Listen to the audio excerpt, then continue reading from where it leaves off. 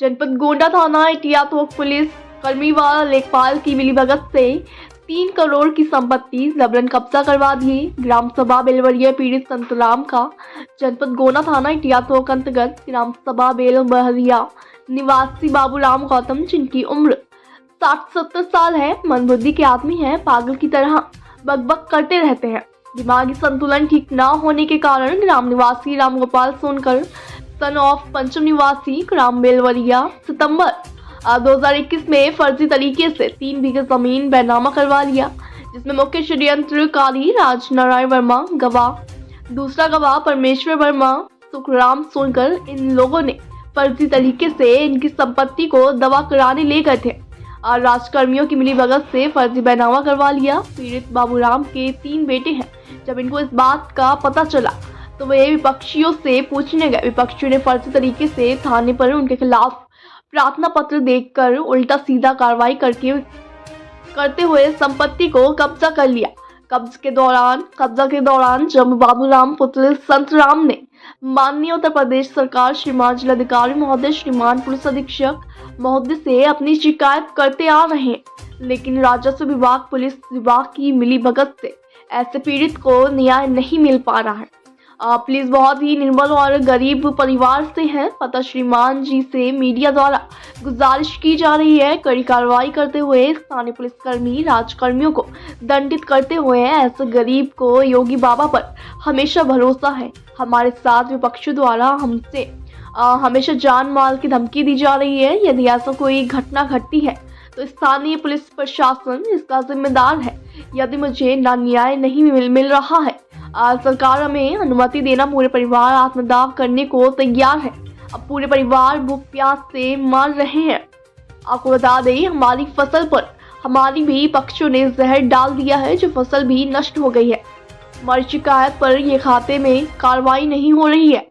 हम हाथ मादा करने की चेतावनी दे रहे हैं। स्थानीय ग्राम प्रधान वर्मा जी का कहना है, कोर्ट रचित और 420 करके है, जमीन हथियाई गई है। जांच होगा तो हर बार सामने आ जाएंगे।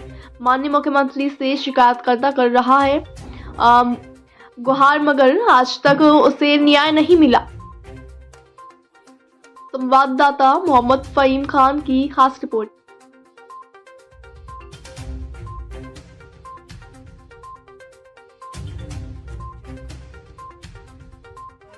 क्या नाम? संतराम। कहाँ के रहने वाले हैं? बेलवरिया। क्या समस्या है आपकी? सर, हमारे पिताजी से जमीन लिखा लिया गया धोखाधड़ी से। कौन लिखवा लिया? राम गोपाल ने लेके गए और राजनारायण ने लेके गया, राम गोपाल के नाम से लिखवा दिए। ये कहाँ के रहने वाले हैं? राजनारायण? बेलवरिया के साहब, दूसरे पूर्वापै के। यहाँ से कितनी दूरी है? साहब ज़्यादा ज़्यादा एक आधा मीटर दूरी होगा। 500 मीटर। आपके पिताजी की उम्र क्या है? 70 वर्ष है। मानसिक संतुलन ठीक है उनका? नहीं ठीक, गड़बड़ है साहब। उनका दवा इलाज चल रहा था। तो यानी उनके साथ फ्रॉड किया गया? फराड किया गया सर, सरासर फराड किया गया। नहीं, उनका हकीकत पूरा फराड ही किया गया। कैसे बैठा लेके गए ना? पूरी बात बताओ। हम अब वो उनको लेके यहाँ से आए, उनको बोले कि चलो हम तुम्हारा दवा इलाज करा देंगे गांव में, और उनको लेके गए, गांव से लेके चले गए। जब हमारे घर वाले ढूंढने लगे कि हमारे पिताजी कहाँ गए, तो उनको लेके जब ये पता चला कि उनको लेके हैं दवा कराने, तो उनके लगे हम फ़ोन लगाए तो वो बोले कि हमारे साथ नहीं आए हैं। फिर सुबह इनको लेके उसी टाइम लेके चले गए वहाँ गोंडा, वहाँ इनको बैठा दिए, धोखे से लिखा और दिए। कुछ लेके आए कागज़ पर, उनको अंगूठा लगवा लिए। अंगूठा लगवा के उसके बाद में यहाँ इनको वहाँ से पैसा पे फ़ोटो खिंचवा लिया और उनको लाके यहाँ गांव पे छोड़ दिए।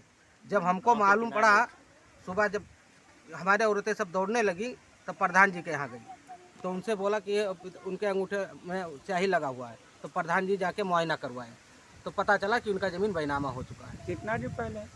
सर 20/9/2021 को। सर आप क्या कहेंगे प्रधान जी इसके बारे में? आपने क्या कहा आज बात? सर, जब मुझे जानकारी हुई कि बाबूराम जी घर पे नहीं हैं, तो हमने इनके जानकारी के लिए वहाँ एहतियातोक एक आदमी को भेजा कि वहाँ ब्लॉक तो नहीं गए हैं दवा के लिए। वहाँ से पता लगा कि यहाँ नहीं आए हैं, तो हमने वहाँ रजिस्ट्री ऑफिस फ़ोन किया कि वहाँ तो नहीं हैं, तो वहाँ पता लगा कि यहाँ नहीं है। बिहान जब ये वापस आए उसी दिन, तो हमने बिहान वहाँ मुआयना करवाया रजिस्ट्री ऑफिस से, तो पता लगा कि बाबूराम का ज़मीन राम गोपाल ने बैनामा ले लिया है। अभी धोखाधड़ी से। धोखेधड़ी से पैसा ना दिया है और बैनामा करा दिया है। वो जमीन कहाँ पड़ती है? जमीन सर ये रोड पे है, ऑन रोड है जमीन? ऑन रोड है।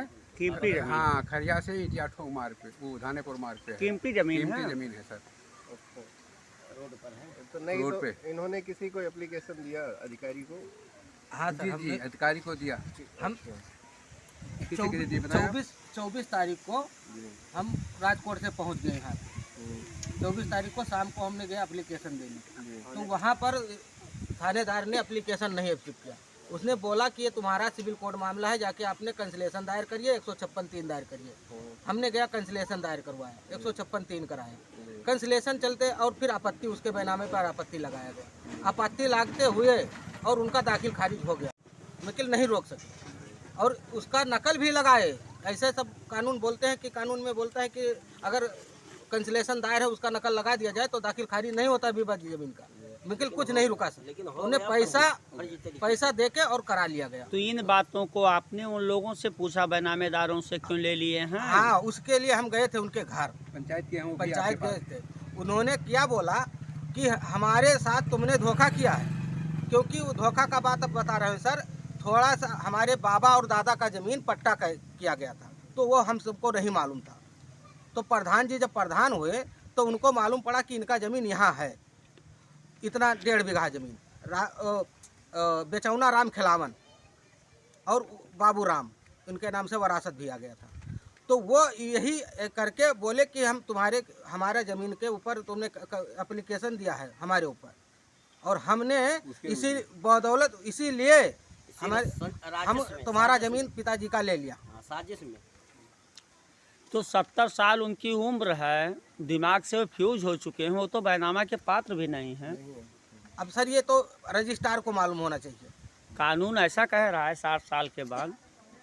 नहीं, जब ये हुआ कि इन्होंने फर्जी तरीके से, धोखाधड़ी तरीके से आपकी ज़मीन फर्जी तरीके से इन्होंने लिखवा लिया, तो आपने अपने जो करीबी थाना है इटिया ठोक, इस पे आपने एप्लीकेशन दिया थानेदार को? हाँ, थानेदार को दिया। तो क्या थानेदार ने कार्रवाई क्या हुई? कहा? थानेदार ने यही बोला कि एक सिविल कोड मामला है, आप जाके सिविल में का कैंसिलेशन दायर करिए, आपत्ति लगाइए और 156(3) करिए, जो हमने किया है सर। और भी कुछ कहा थानेदार और ने? कुछ नहीं कहा, कोई उसने यही नहीं, कोई हमने सहयोग आपका नहीं? कोई सहयोग नहीं दिया सर।